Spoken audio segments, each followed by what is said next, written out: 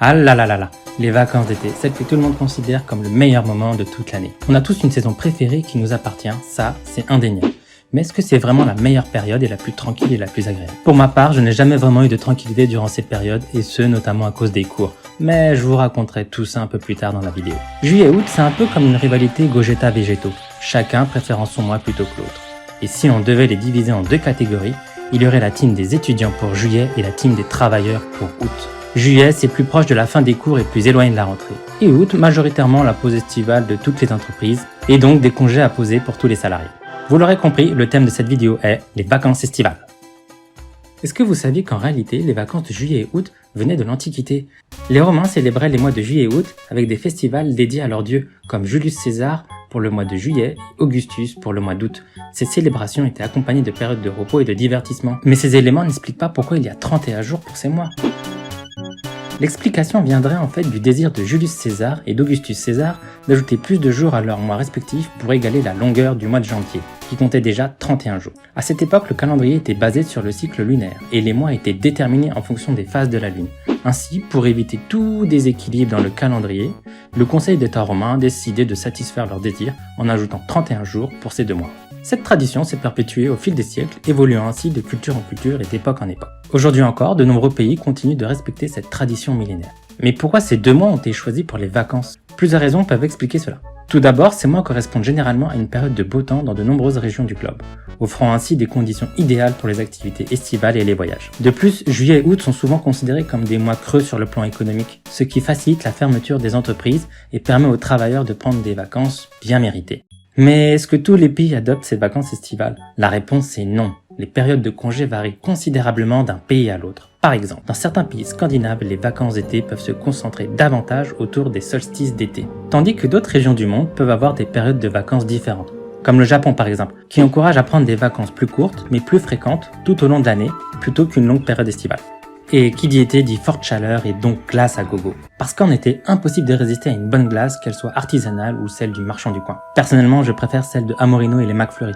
Mais ne vous inquiétez pas, les serpentards de Magnum et d'Extrême, je vous respecte quand même. Sauf si c'est à cause de vous que nos glaces fondent en 30 secondes après les avoir achetées. Un des points positifs majeurs en été, ce sont les journées ensoleillées, évidemment. Et oui, le soleil nous met instantanément de bonne humeur et nous donne envie de profiter du plein air et des marches en forêt ou juste de balades en vélo. Un autre côté cool avec l'été, ce sont les barbecues.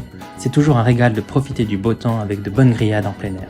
C'est une étape incontournable des vacances, surtout après des baignades rafraîchissantes, que ce soit à la plage, à la piscine ou dans un lac. C'est le cocktail garanti pour faire votre plus belle sieste à l'eau. Un autre point fort avec la team été, c'est les soirées étoilées. Les nuits d'été sont propices à l'observation des étoiles. Donc allongez-vous dans l'herbe, regardez dans le ciel et laissez-vous émerveiller par la beauté de la voûte céleste. Ou simplement en regardant un film ou une série afin de bien kiffer sa fin de journée. Il est vrai que la team été a de solides arguments de vente pour nous séduire avec ses festivités. Cependant, méfiez-vous car il y a un package qui accompagne cette saison et croyez-moi, il peut s'avérer une véritable horreur. Car qui dit été dit aussi forte chaleur et sueur à gogo. Et oui, notre cher soleil peut parfois se montrer un peu trop enthousiaste avec nous et envoyer des vagues de chaleur qui nous transforment en limaces. Du coup, on transpire sans arrêt et même les douches ne suffisent pas à nous calmer. Et du coup, travailler l'après-midi par temps de chaleur est un véritable calvaire. Impossible de se concentrer. On fatigue direct pour rien. Et là, c'est un match avec défaite assurée pour résister au sommeil. Perso, j'ai toujours un moment de flottement en après-midi qui fait que je résiste de dingue pour ne pas m'endormir. Je deviens un PC Windows en mode veille, j'entends le strict minimum tout en étant endormi. Sans oublier les nuits chaudes et inconfortables lorsque les températures grimpent, il devient impossible de trouver le sommeil. Les draps collent à la peau, les ventilateurs brassent de l'air chaud et humide et cela ne facilite pas à se détendre. Chacun a ses astuces pour tenter de se rafraîchir. Personnellement, j'utilise des bouteilles congelées pour réduire la température globale avec la fenêtre grande ouverte. Mais c'est là qu'arrive la pire chose de l'été, les moustiques. Ces petits vampires affamés qui nous guettent comme des félins en pleine savane. Ils se délèguent de notre sang comme si c'était un festin gratuit pour eux. Et le pire, c'est qu'ils ne viennent pas calmement. Non, bien au contraire. Ils font un vacarme extraordinaire, tu ne sais pas comment ils font vu leur taille. On dirait une bande de motards qui cabrent en Y toute la nuit, autour de ta tête, avec le message suivant. Chef, tu ne vas pas dormir toi, crois-moi. On se retrouve à jouer les lâches sous notre couette par peur de se faire piquer. Du coup, pas d'air et donc encore plus de chaleur, en sachant que les moustiques sont des détecteurs de température hors pair. Au final, on finit par s'endormir, on se fait piquer et on se réveille avec des démangeaisons horribles pendant tout le reste de la journée. Mais attendez, c'est pas fini. On en parle des gens qui mettent la clim tellement fort que quand tu en ressors, t'as la grippe. Ça n'arrive qu'à moi de tomber sur le bureau de travail juste en dessous de la clim et de finir avec une pneumonie en plein été. Je deviens directement une chips avec des mal de dos pas possible, les yeux qui piquent et la tête qui va exploser. Sans compter le moment tant redouté après la journée de travail, qui sont les fameux transports en commun bondés en plein été. Les odeurs de transpiration se mêlent à la chaleur suffocante et on se retrouve collés serrés les uns les autres comme des sardines. Et le pire, c'est quand vous faites le combo chaleur et panne de transport. Tout ça vous génère l'aigri originel, le malfaisant qui n'a jamais de temps pour personne, on l'appelle aussi le Parisien. Pour ma part, l'été n'a jamais été un moment de vacances au complet, si je puis dire, car j'ai jamais vraiment su ce que je voulais faire dans la vie et du coup, cette période était dédiée uniquement à cette question existentielle. Est-ce que vous aussi, vous partagez ce sentiment de ne pas savoir ce que vous voulez, mais plutôt de savoir ce que vous ne voulez pas faire? C'est quand même assez drastique de passer du lycée, bon enfant, bon délire, malgré le bac à la fin, aux études supérieures. Si tu te foires, tu gaspilles la ressource la plus précieuse de ta vie qui est le temps. Je comprends pas comment on en est arrivé là. Je veux dire par là, comment on arrive à se faire cette pression alors qu'on est censé être accompagné par les écoles et autres institutions académiques? Et puis de nos jours, l'accès à l'information est plus important.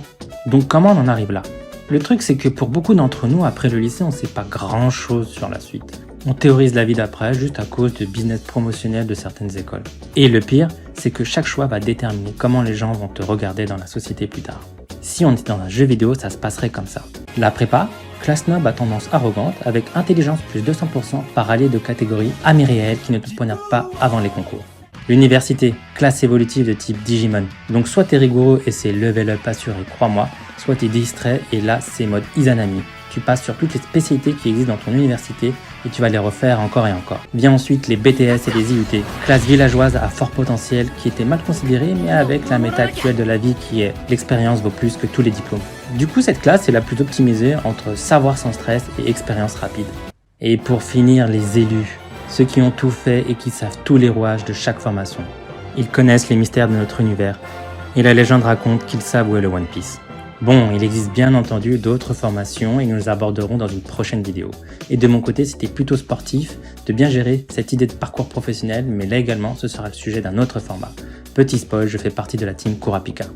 Donc dans l'immédiat, et malgré tous ces hauts et ces bas, profitons de cette période estivale pour nous reposer et profiter de nos proches. Et pour vous remercier de votre écoute, voici un cadeau pour ces vacances estivales. Bon visionnage et surtout bonnes vacances à tous!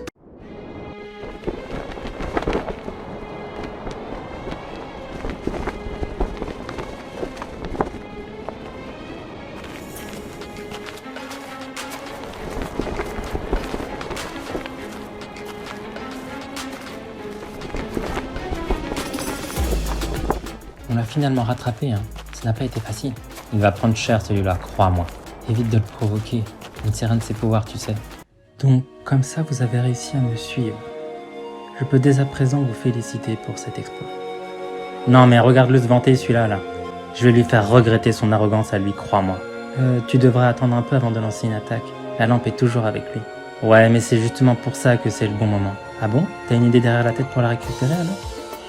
Ça se pourrait, ouais, et c'en est même sûr. C'est risqué, mais si la légende dit vrai, la lampe résistera. Eh bien, messieurs, si c'est juste ça que vous cherchez, il fallait le dire plus tôt. Je pense d'ores et déjà qu'on peut s'arranger ensemble.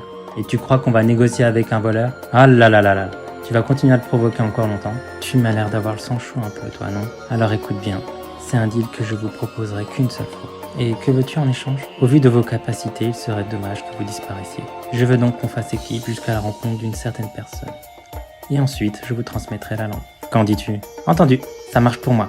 Tu m'as l'air sympa en plus. Et peu importe ton problème, je pense qu'on y arrivera. Et quelque chose me dit qu'avec toi, la rentrée sera pleine de bonnes surprises.